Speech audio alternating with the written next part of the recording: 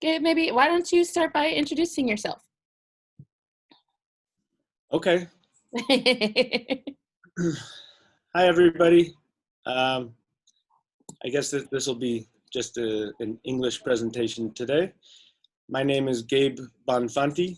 I'm from Taos, New Mexico, and I work with Del Maguey here in Oaxaca as the Director of Sustainability. And I've been here for a little over 5 years in this role, learning a lot, applying some things, and enjoying the space for the most part. And hopefully we've had some nice projects, and we have other projects in the pipeline, and at the same time, always trying to scale artisanally and grow as a company. So it's been a really exciting time for me, and we work with a great team, and we have great partners who are at the helm of the company, and then the team in the U.S., Europe, and especially here in Mexico is just really wonderful. So it's really been the best opportunity of my life to be here, and so I always pinch myself and remind myself to keep trying to live up to it, because it's a really cool space to be a part of. Yeah. How did you end up working for Del Maguey? For Del Maguey, well, I cold called Ron Cooper when I was home in Taos for a couple of weeks, because I was already living in Mexico, and I told him I was interested in Mezcal, but especially in the producers and the families and the villages, and so that rang something inside of him, and so we met, and he invited me down to visit some of the villages, and then I kept pestering him and Steve Olson for a couple of months after that, and then I asked for a job, and they gave me a job. So it was really nice how that worked out. Awesome. I know a lot of you who are on this call, which is awesome. It's so nice to virtually see everybody here. But for those of you I don't know, my name is Misty Kalkofen, and I've been working for Del Maguey for about 7.5 years. I'm based out of Boston and sometimes out of Oaxaca when it's allowed. And I run our loyalty trips. So I take groups of bartenders and our distributor partners down for kind of immersive educational experiences in Oaxaca with our producers. So they have the opportunity to learn firsthand about our processes, to meet the families that we work with, and come back hopefully excited about the category, and being able to share that knowledge with the rest of the consumers that are out there that they interact with. And so I, like Gabe, I pastored Ron, but for me it was about 3 years of pestering Ron before I got my job. But I'm happy to have it, and like Gabe said, it's pretty much one of the best jobs in the world, so I'm pretty fortunate to have it. So we're about 5 minutes after. I think we can probably get started. No? Sure. So yeah. So we're going to be tag teaming a little bit here. Gabe and I will be taking, both watching the questions, the Q&A, and the chat for any questions, or people raising their hands. So please let us know of any questions that you have. I'm going to share my screen here and we'll get started. Where is it? Let's go. The Australian salute. Poor Gabe, that patio is filled with serious bugs. So I still remember that day that Alejandro was out there with the long sleeves walking up and down the patio like this, trying to keep them off of himself.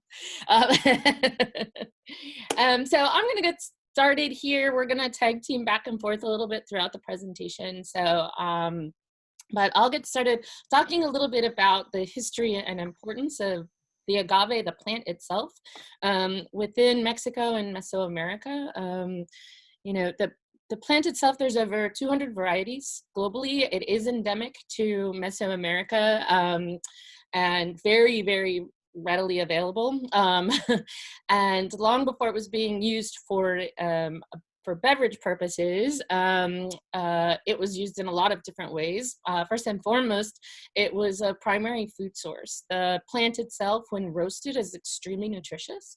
And in the time of hunters and gatherers societies, with it being readily available, you could cook it, roast it in the ground, still as we do today, eat what you needed in that moment, dry the rest into cakes, easily take it with you from one location to the next, and all you needed was water to access the rest of the nutrients that were available within those cakes of dried agave.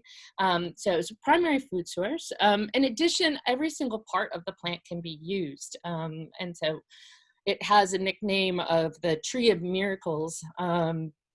So for example, the quiote, which is the flowering stalk, when dried, can be used to build houses as like logs. The pencas could be used to thatch your roof. The fibers can be used everything from making paper to clothing. You see it being used to make hammocks, all sorts of different things. And literally every single part of the plant can be used. It has medicinal uses as well. And so it's always been extremely important within the cultures of Mesoamerica because of its variety of uses that were available and still are. And so here you see some agave fibers. At one point in time, the fibers of agave were used to make most of the shipping lines, ropes on ships throughout the globe, another use. So extremely, extremely important. From a beverage standpoint, you can see here, this is from an Aztec codice. They're holding the bowls or the jicaras, and you can see the dots above it, which signify that it was some sort of fermented beverage. So one of the first uses as a beverage would be pulque, which is made from the sap of certain types of agave that is then fermented. And so this was used primarily by the elite and priestly classes in ancient societies. The belief of this altered state that you would go into from intoxication was said to bring you closer to God. And so it was really prescribed as to who could use this beverage and get to that heightened state. As far as the use of agave to make a distilled spirit, right now, it's still believed that the Spanish brought distillation to Mexico. There are some professors that are researching and as to whether or not there was distillation taking place in Mexico prior to the arrival of the Spanish. The woman on the right here in this image is Dr. Patricia Colunga. She and her students have been studying an archaeological area around the Colima volcano. This area was home to the Capacha, the indigenous Capacha people, around 1500 BCE.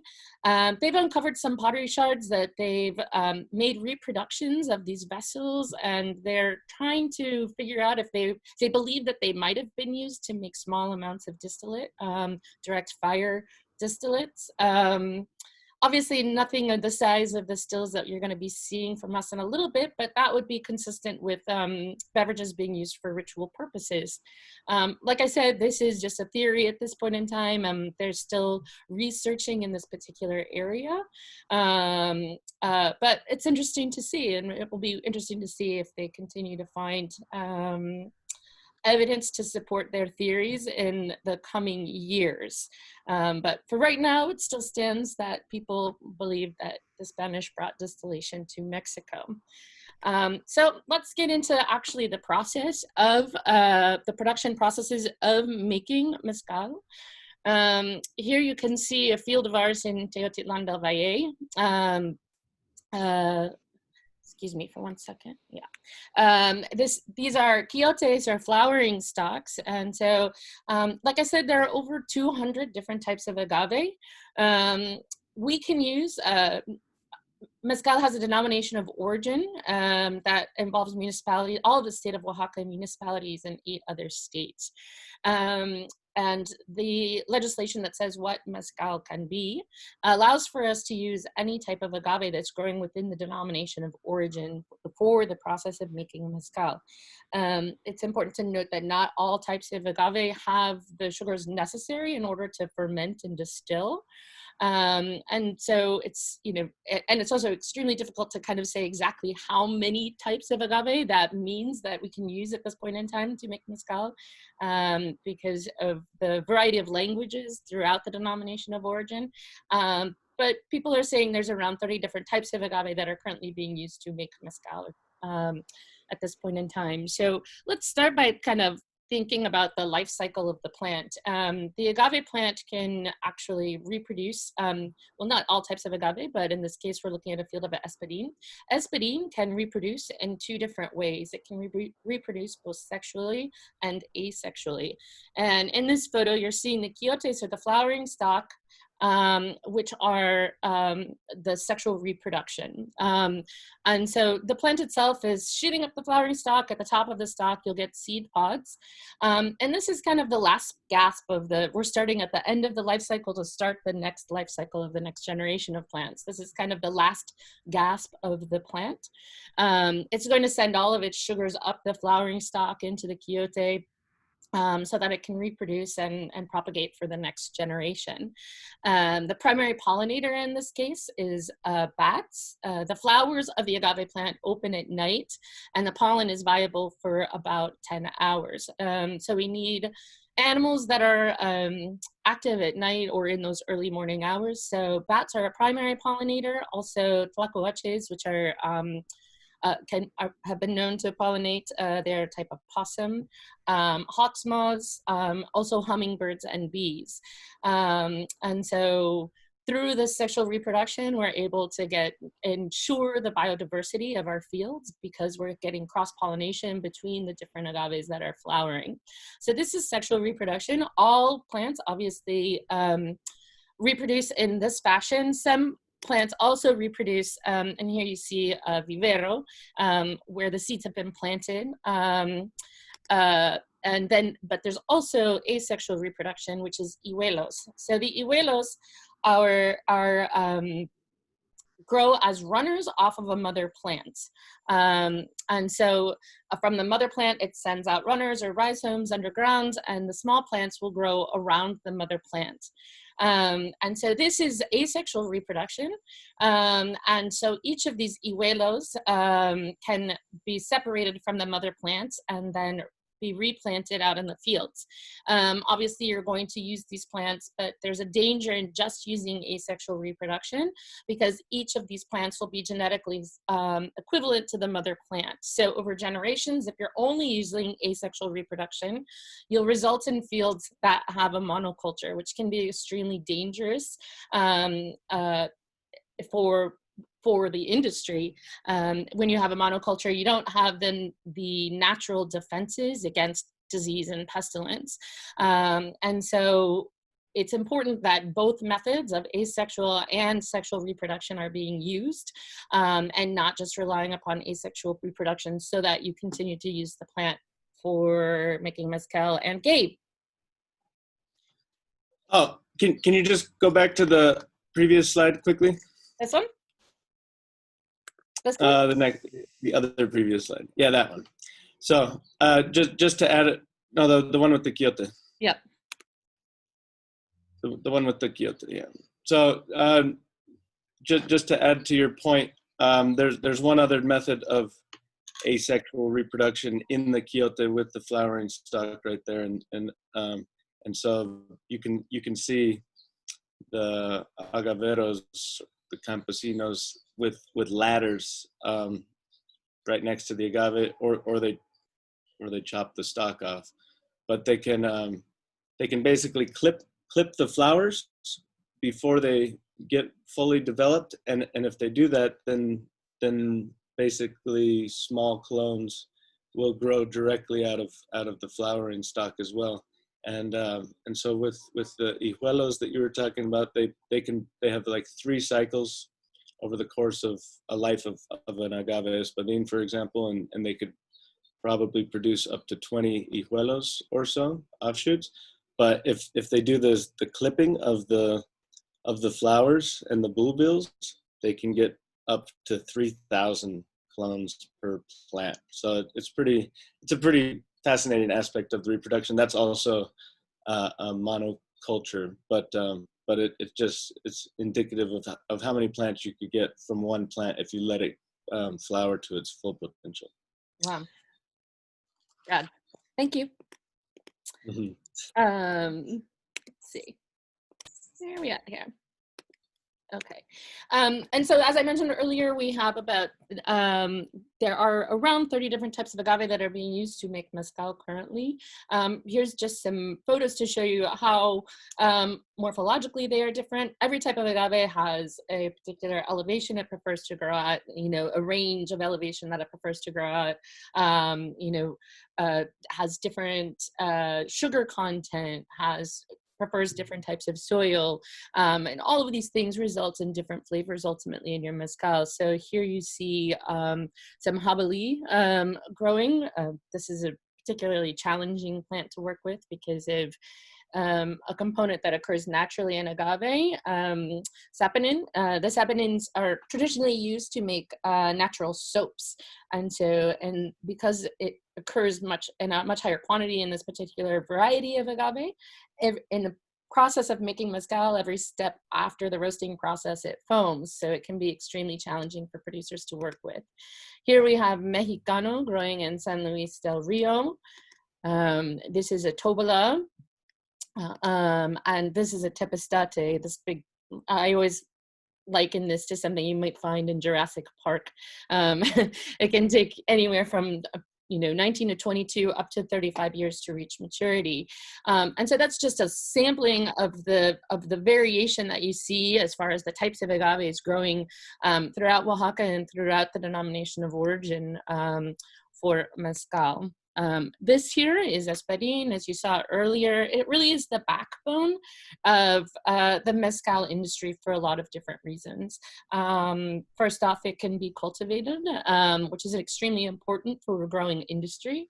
With it also has a relatively short maturation period in comparison to some of the other types of agave that I just showed you, where, like I said, with tepestate, a wild growing agave that can take up to 35 years to reach maturity. Here we have espadín that is cultivated and can take anywhere from 7 to 11 or 12 years to reach maturity.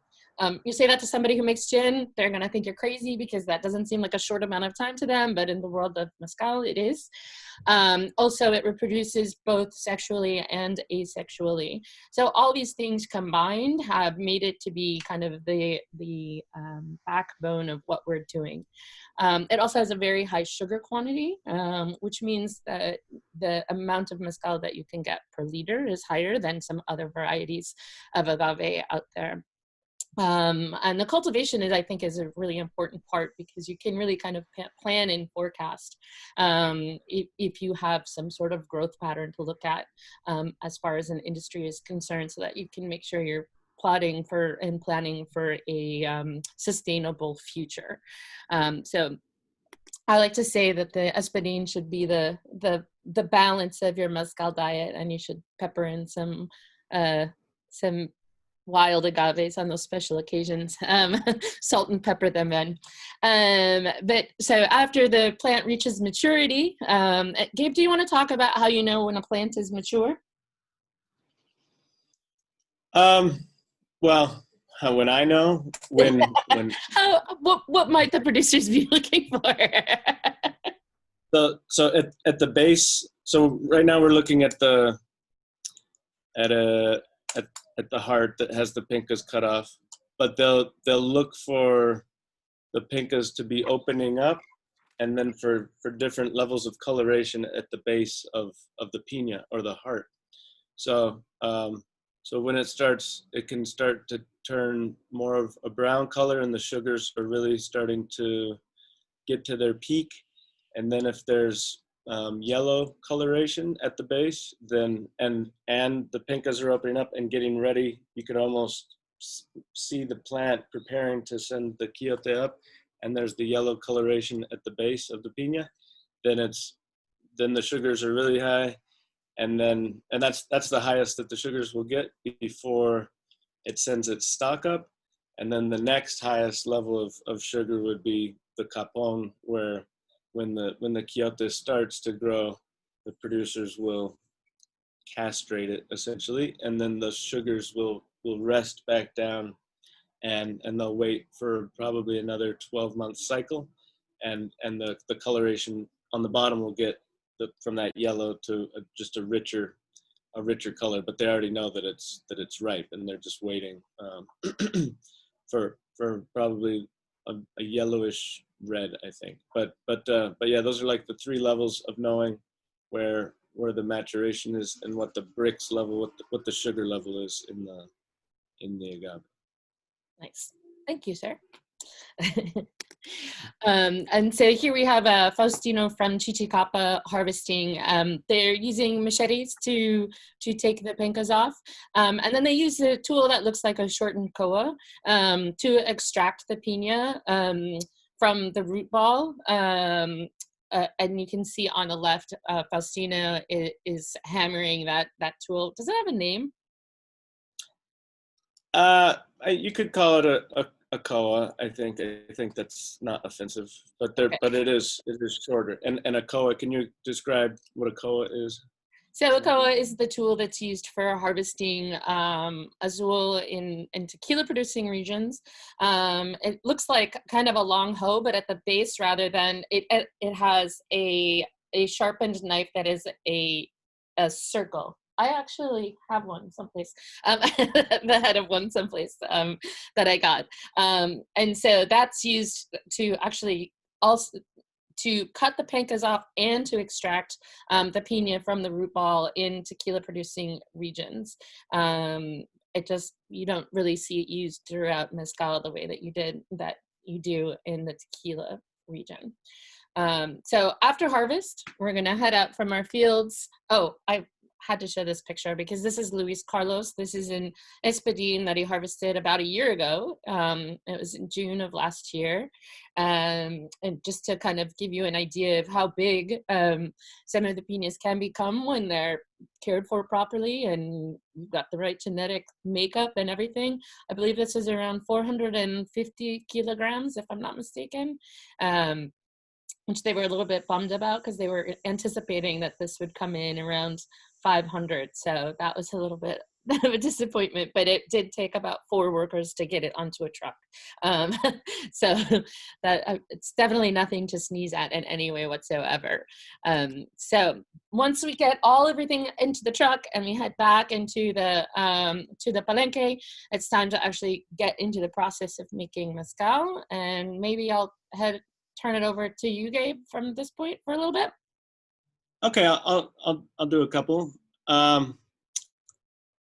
So right now we're looking at a underground conical oven in the town of San Baltazar, Chichicapa, and and so the name mezcal is derived from this process, which is the Nahuatl, the Aztec language of metal, which is agave, and ixcali, which is cooked. So it's cooked agave, and that's basically since they start, as Misty mentioned at the beginning, the natives realized that you couldn't eat it. The agave is indigestible for humans as in its raw form, but once it's cooked, then the complex polysaccharide sugar chains are broken down, and once they're broken down, then they release monosaccharides, simple sugars of fructose, glucose, and sucrose. So it's really the key process here in the key first step that they had been doing for 10,000 years, and then taking it from that stage of having a portable, edible food source to actually transforming it into a beverage and a spirit is what we're all so fascinated with and enjoying now. So there's different types of conical ovens. when there's higher levels of production, they could have this stone-lined interior, but it could also just be a dirt-lined interior, and the size of the oven is based on the size, the needs in that particular community or that particular producer. As the category has expanded, you'll see some bigger ovens, and those will always be lined with stones, but they're always underground like this. And this one is at least 2.5 meters, so like 8 feet deep, and probably about a 12 to 15 foot diameter, so like a 5 meter diameter. And so we're looking at it at the empty oven, and so to walk through the process of what they would do next, they would get different types of firewood, but firewood that burns at a high temperature, like encino, ocote, so like types of pine, types of oak, or mesquite, and they put that at the bottom, and then some people will either start the fire as it is, but in most instances now they'll use the rocks that we see lined around the rim of the roast, and these rocks either come from rivers or they come from the mountain, and so they're rocks that don't explode when high heat is applied to them. So they'll load the entire oven with or all the rocks that are around the rim. They will fill the oven with that, as in this picture, and and then they'll light the wood. So the wood starts to burn, and it takes about 5 or 6 hours for the rocks to heat up. So I think it's a really important point. People talk about the smoky characteristic in mezcal, and there is definitely smoke and stuff, but by the time the rocks are hot, the vast majority of the wood has started to burn out, and of course the flavor from that wood is still there, and it's a really important aspect of the mezcal. But it's when the agave is applied to the rocks or to the next layer, and at which stage of the process and how much smoke is there, that could affect the smoky characteristic as well. So they've loaded up the horno with the rocks, they've started the fire, and in a lot of cases they will put another layer of insulation directly on top of the rocks, which is the spent fibers from the first distillation. This is called Bagasse or Bagasse in Spanish.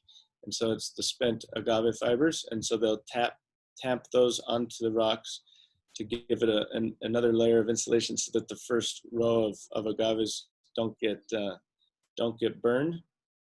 And once that layer is put on, which is quite hot, as you can imagine, then they'll start lining the rim with the agave. And it can be, there's different methods that the producers can use. They can use more than one type of agave in a roast, and that's perfectly fine. And in many cases, it imparts new flavors onto the agaves. And sometimes it's a single varietal roast. So in this case, we're looking at a espadín roast, and the espadines are stacked basically very carefully. In some cases, stacked very carefully. In other cases, they're sort of chucked on, but in the right way, so that depending on the size of the roast, we saw how deep it was. There's going to become a mound about 2 meters high of different agave. Here we're looking at the palenque of Rogelio Martinez Cruz in Santa Maria Alvaradas, where they produce tobala, tepestate, jabalí, and for personal use, a little bit of quiche, and they also produce espadín especial. So in this picture, we're looking at them literally chucking on tobala, and the tepestate has already been placed on. So we're looking at tepestate and tobala, and they're stacking it quite high, and there's obviously still smoke. So once the agaves have been all all placed on top, we can still see smoke coming out. So that smoke will continue to be contained with, in some cases, another layer of bagasse, which is what Luis Carlos Vasquez is doing here in Santa Catarina Minas. And it can also be covered with palm thatched mats, which are called petates. And it could also be, and then additionally, everybody uses, at this point, almost everybody uses tarps, nylon tarps to contain the rest of the smoke. So here we see them putting on the tarp. And so we've got all these different levels, layers, essentially. Everybody loves layers. And once they put the tarp on, then they, depending on the size of the roast, they will shovel as much dirt as necessary onto the top of the roast in order to make sure that there's no smoke whatsoever escaping. And so this is the roast in Santa Catarina Minas. They have a smaller roast with a maximum capacity of about 6 to 8 tons of agave. And so it's all contained with just the dirt. In other cases, the dirt has to be supported with logs, with a series of logs that prop up the dirt. And we're looking at the roast having been blessed because it's an investment. It's quite an investment to hire the workers and to invest in the firewood and start the roast.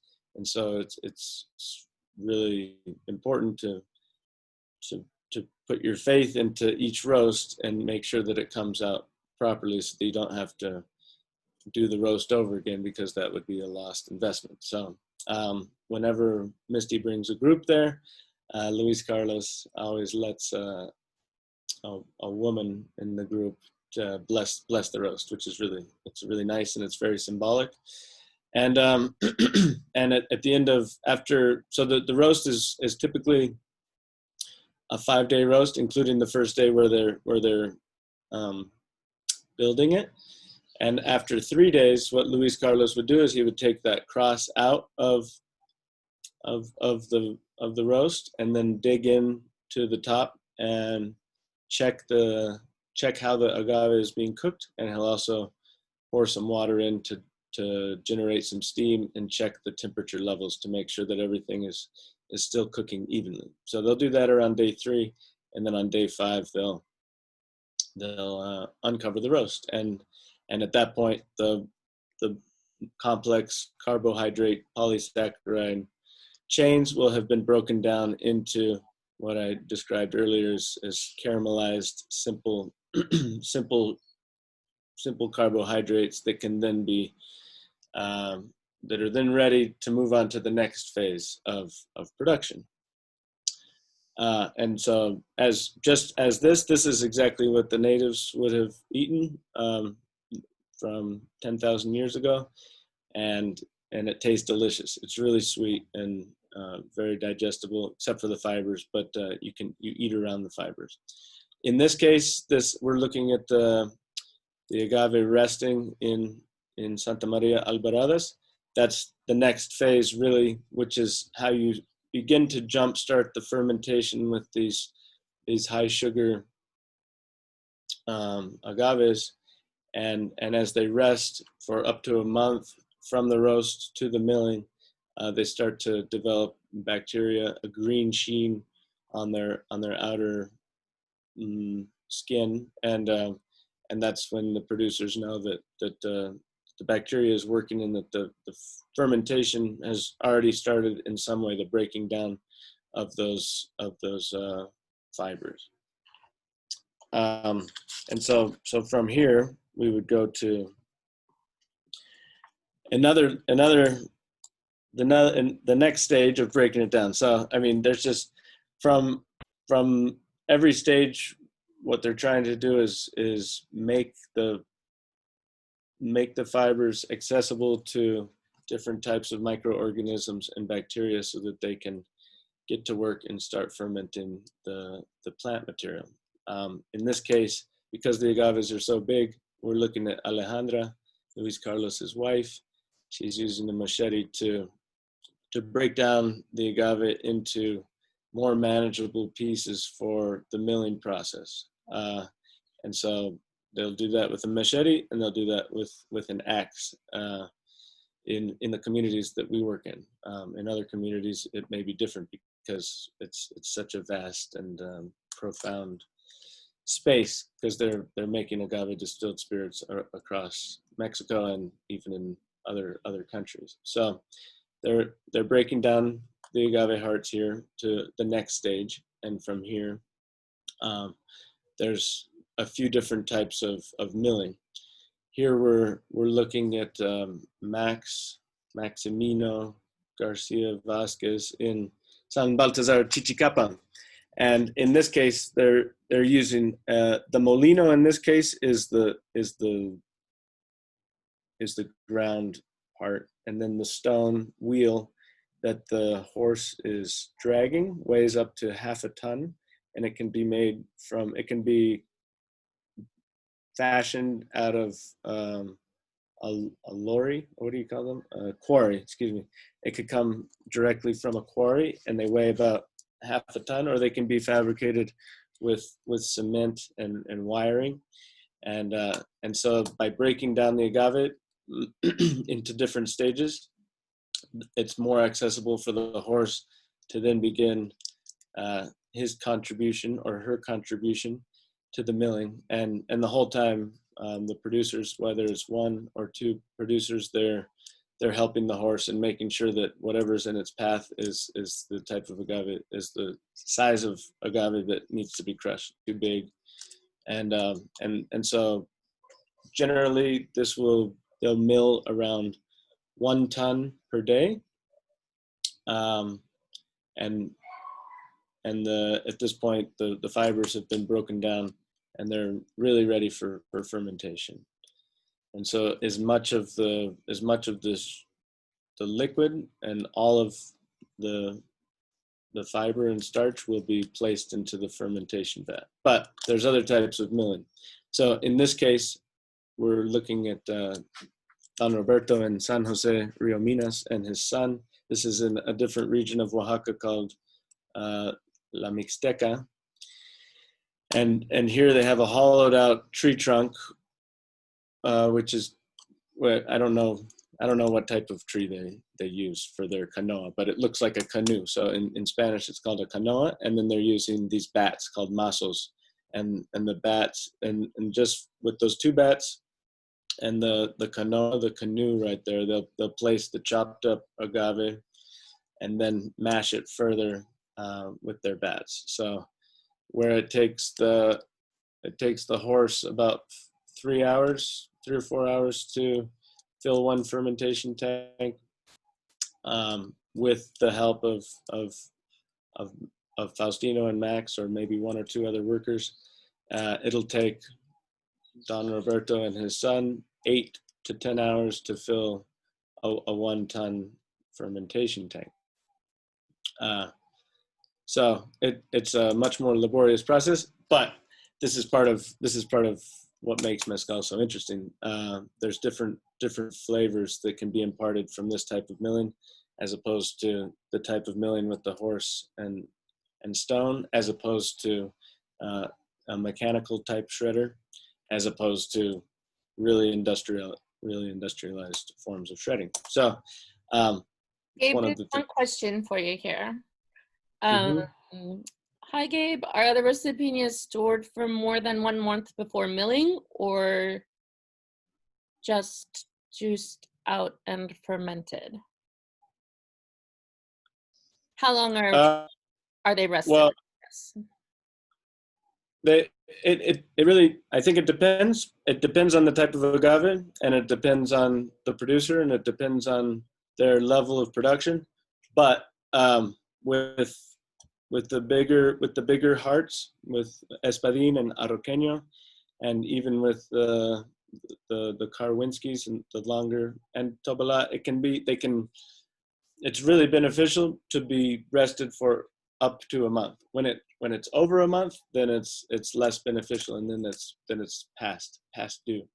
So they always have to be monitoring how the pinas look over the course of that time. But I think what you're asking is from there with mezcal and with most agave distillates, we're crushing all the fibers together, and then we're fermenting all the fibers together as well.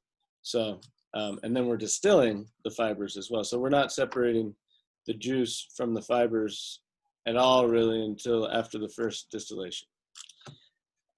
So from the milling, we'll get to the fermentation, right?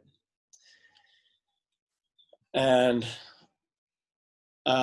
so this is probably one step further, but before adding water, they'll place all the fibers into this fermentation tank, and the fermentation tanks typically that we're working with are made out of oak and pine, and and basically one of the most beautiful things about mezcal production are these two steps here that really give terroir to the spirit and really a sense of place, which is the natural yeasts and microorganisms that are present in A, the type of agave, and B, in the palenques where they work, will really start to impart a particular type of flavor profile on the mezcal. So before they add water for the first 3 days, there's going to be a number of different yeasts present, and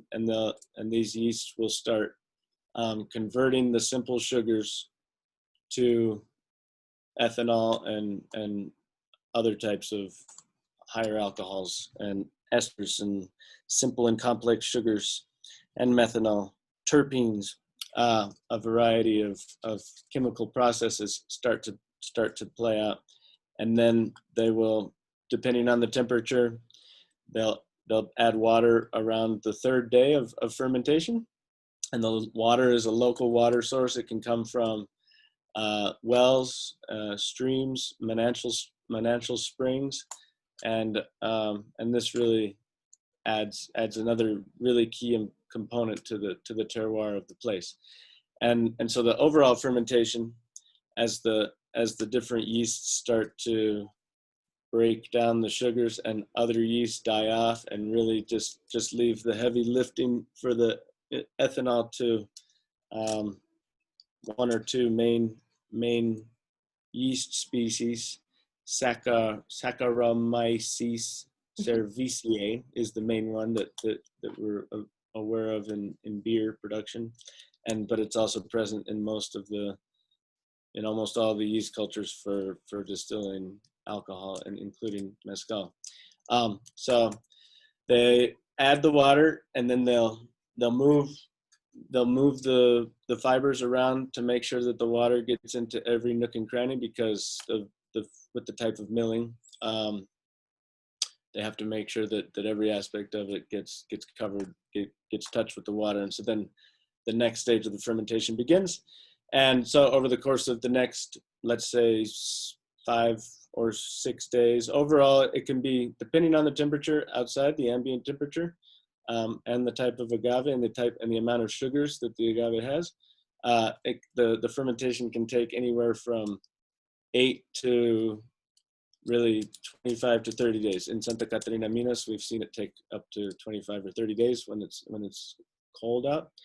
And in some communities in the region of Alvarades, not in the communities that we work in, but just as an idea, it's colder temperature, and they add a particular type of tree bark into the fermentation to speed the fermentation up. So there's different natural ways to balance your fermentation, and then there's sort of other, not nefarious necessarily, but just short-sighted ways to add ammonium sulfate to the fermentation, and that speeds up the fermentation as well.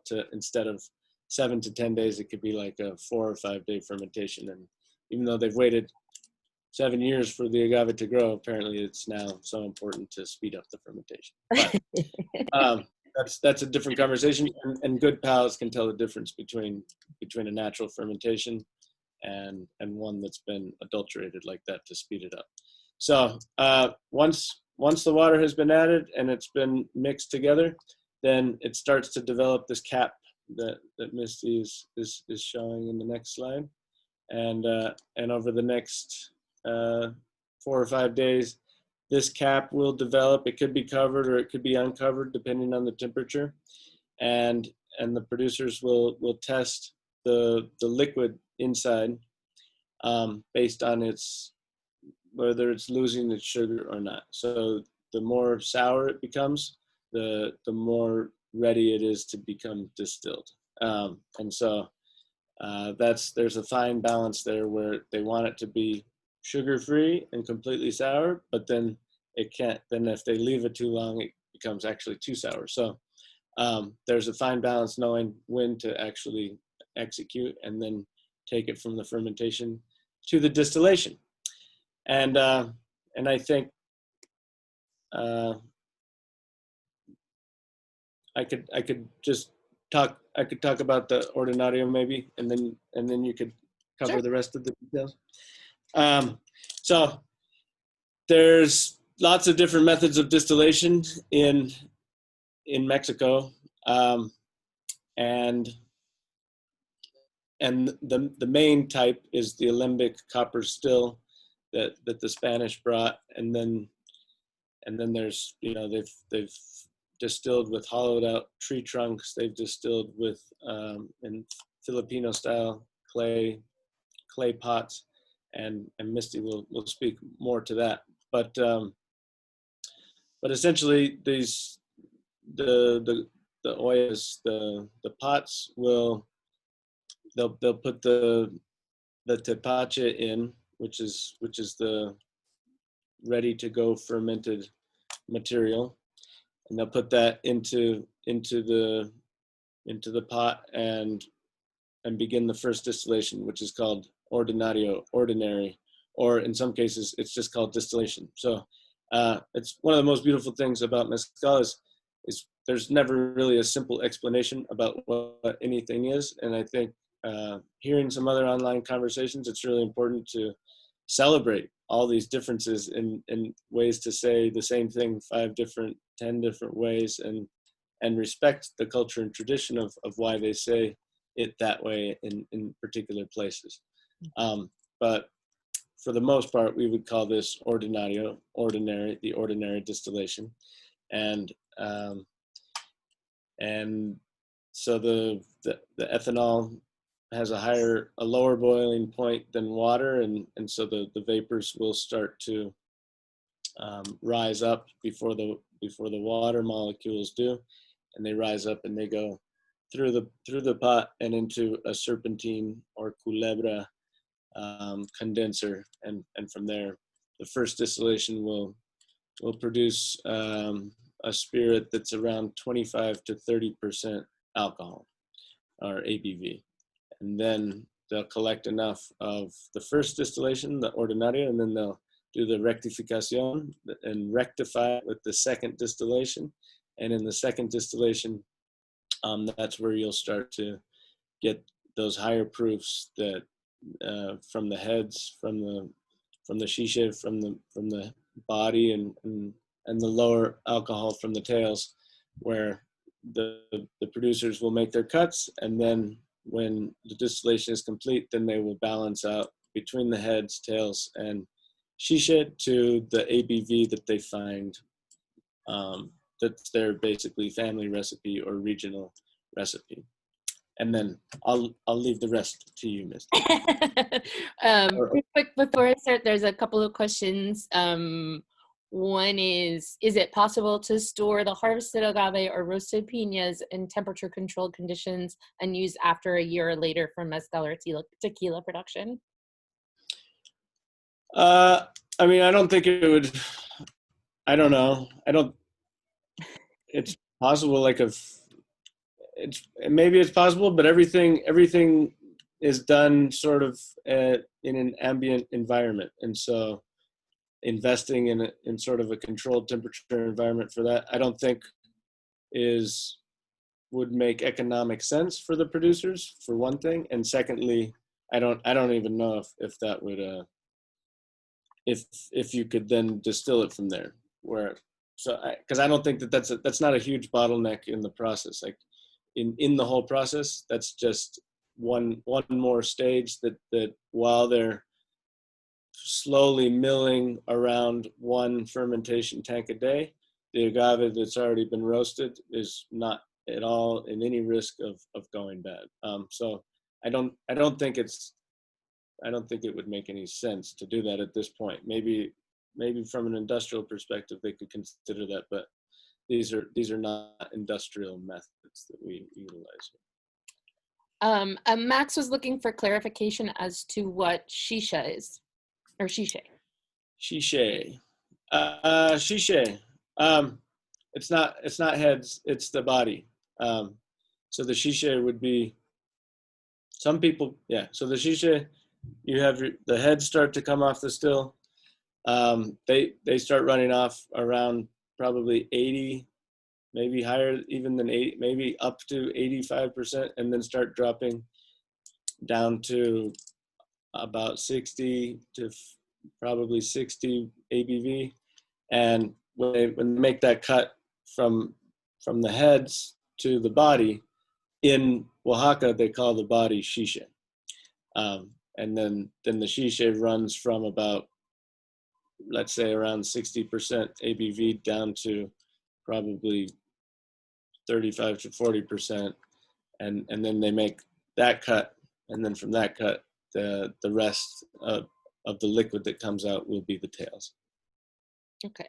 And then Frank asked, is there a seasonality in regards to the natural yeasts involved that impart particular identifiable flavors to each batch? A seasonality? Potentially. We're still doing a lot of studying on the wild yeasts, and to do a deep dive into the yeast is a fascinating topic. I think one thing that is definitely true is that there's different yeasts on different fruits, just as there's different yeasts on different agave.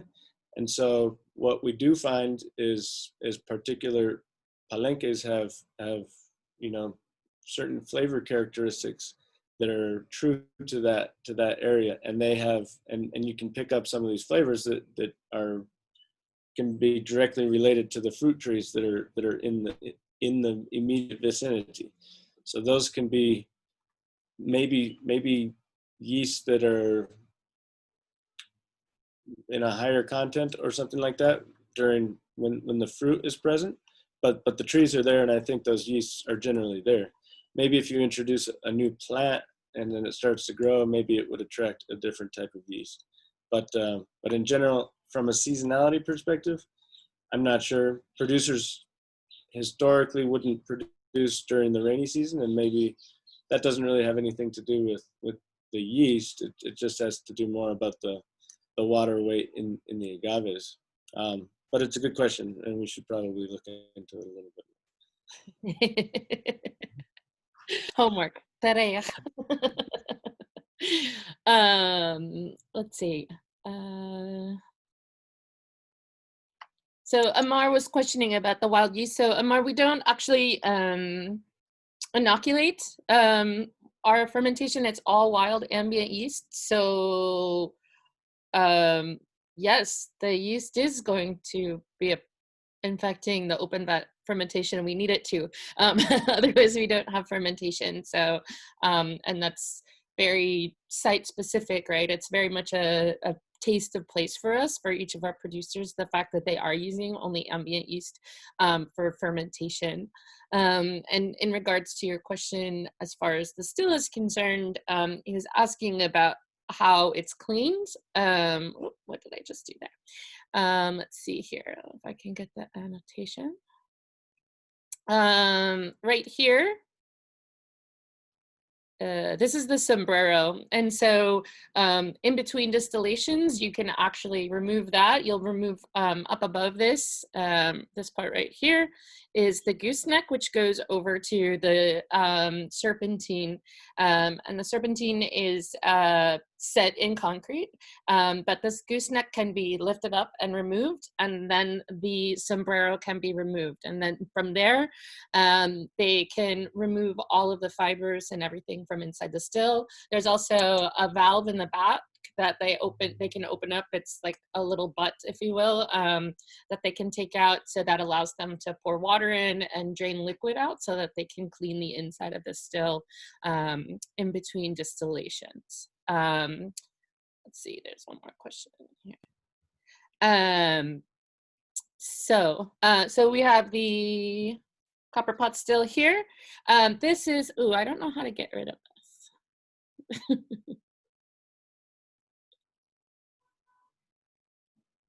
There we go. Here, as Gabe was saying, the denomination of origin is huge, even if we're just looking at the D of Mezcal, and then we have people making agave distillates throughout Mexico, and the types of stills that are being used vary from region to region.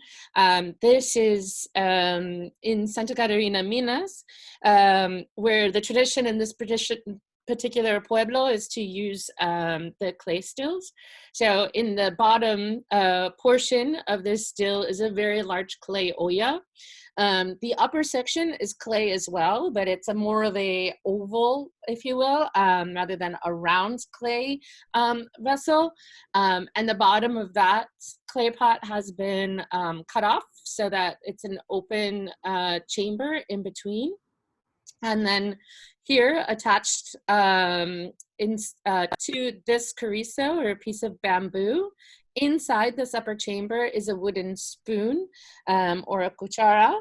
And then up here, you have a copper bowl. And so when this is in this lower chamber here, you're going to put all of the ferment. Then you'll attach the upper chamber with the cuchara inside, and then the copper bowl. And into the copper bowl is running cold water. So as the fire is stoked and the ferment is heated up, the ferment starts to evaporate, comes up, condenses on the bottom of the copper bowl, and then falls back down into the wooden cuchara and comes out of the carrizo or bamboo tubing on the side.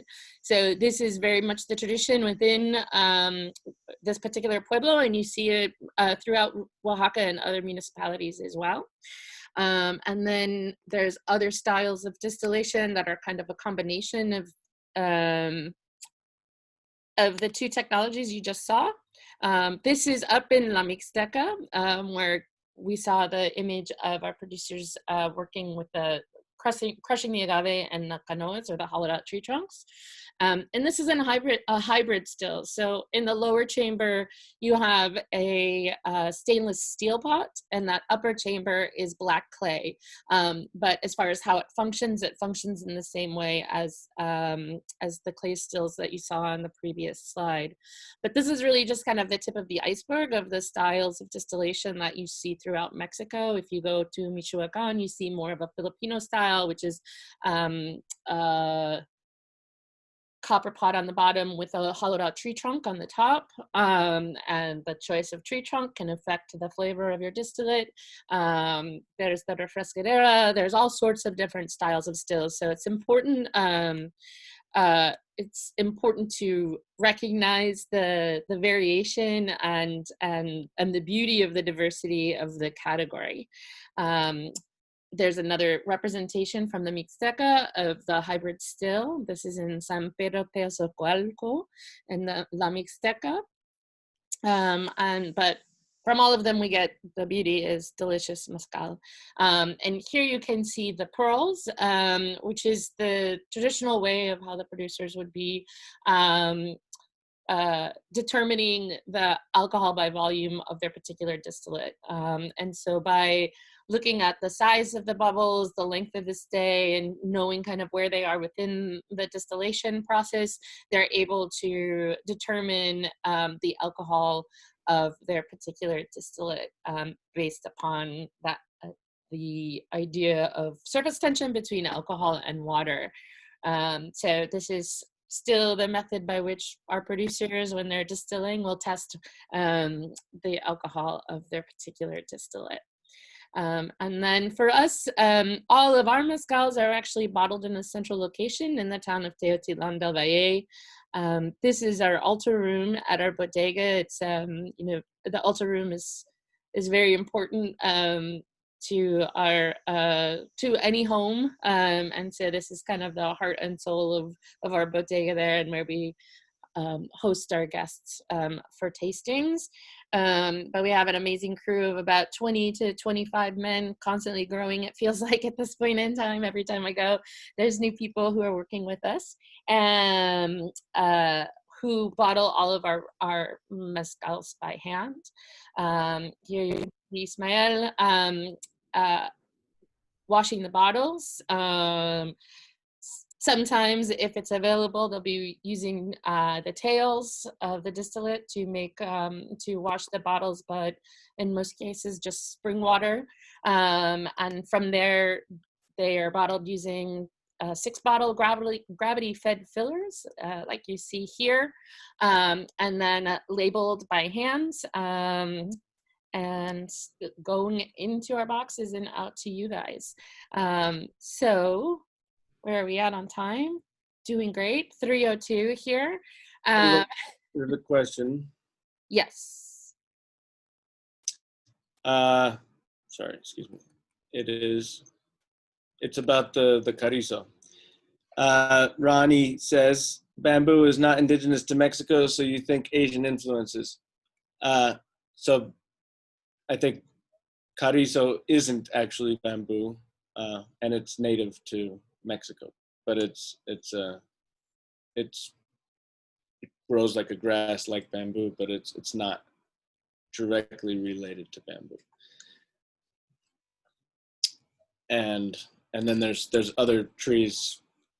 There's another tree called tate that's considered more the Mexican bamboo, and that one is very pliable and can be used in different methods of construction. And then bamboo has also been, now it's been introduced to Mexico, and it's used in construction. But I think in general, with talking about carrizo, that it's very indigenous to Mexico. So do we have any other questions before we sign off for today? You'll all be receiving, anybody who signed up, you'll be receiving an email in the next 24 hours, kind of a follow-up. It'll also have a link available for registering for next week. Next week on Tuesday, I'll be joined by Ron Cooper, the founder of Del Maguey, and Steve Olson, who's our global Mezcal advocate, and they're going to be kind of telling the history of Del Maguey through Ron's personal stories. So I hope you can all join us next week for that. And then the following week, Gabe will be on deck again to talk about sustainability in the space of agave distillates, and specifically about some of the programs that he has spearheaded during his time. Did somebody raise their hand here? During his time with Del Maguey. Jesse, did you have a question? No? How do people raise their hand? Here's a question. Yes, Gabe? For the ABV determination, is anything mixed with spirit or just the pot works? I think he's asking like how to check the. Is it diluted before bottling? I'm guessing. Or for the determination.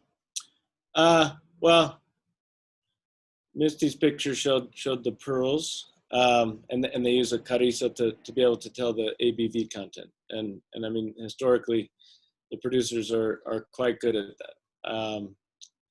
And then I think to get down to the more precise levels and stuff like that, a lot of producers would add some colas here or some header, and then we now have, like every company has chemical engineers that will use more refined tools to check the ABV, and they're still just balancing it the same way. Some companies add water, some companies add tails, but most of them are trying to distill to proof.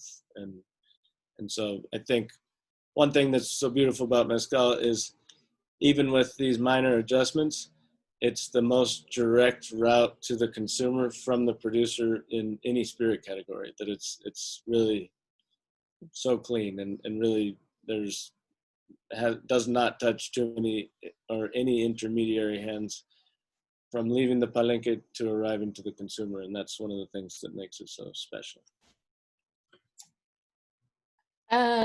Jesse's question is, can you talk about the seasonality of the agave growth cycle harvest? Is most mezcal made at a particular time of year?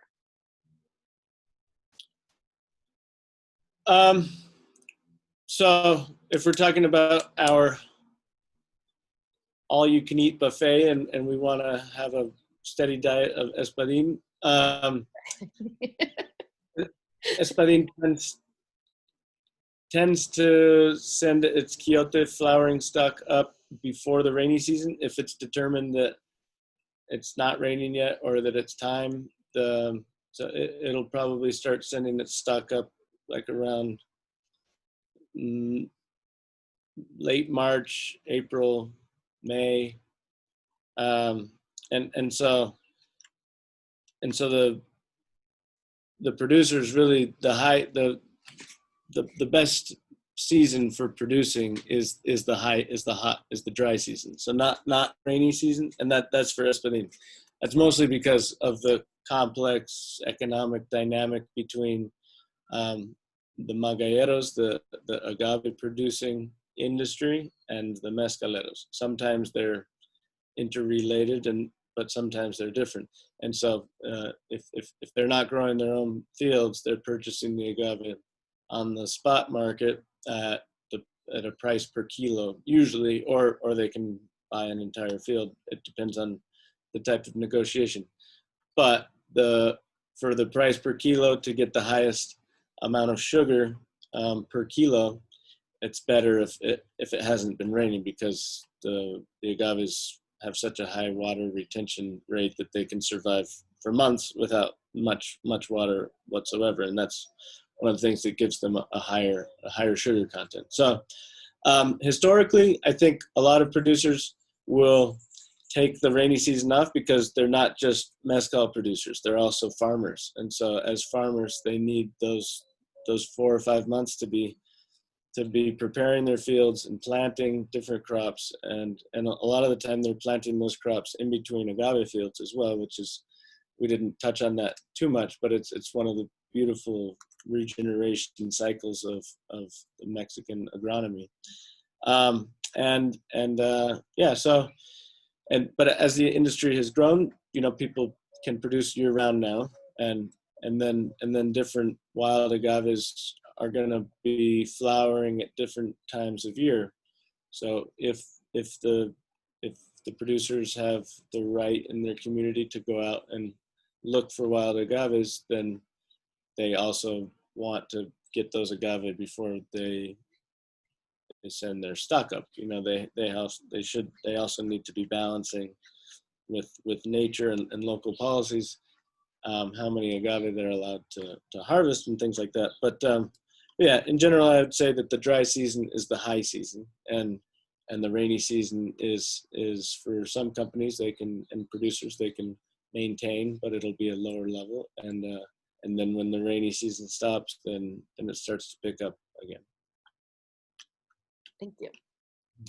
Do we have any other questions before we sign off for this week? Thank you, Gabe. Thank you, Misty. This was fun. Thank you to everybody who joined us today. We really appreciate your time. Yes, very much so. And hopefully you can all join us again next week. And the week after that as well. And stay tuned, because we'll plan more stuff. and more opportunities for learning and growing together. So thanks so much, you guys. I'm going to stop the recording now.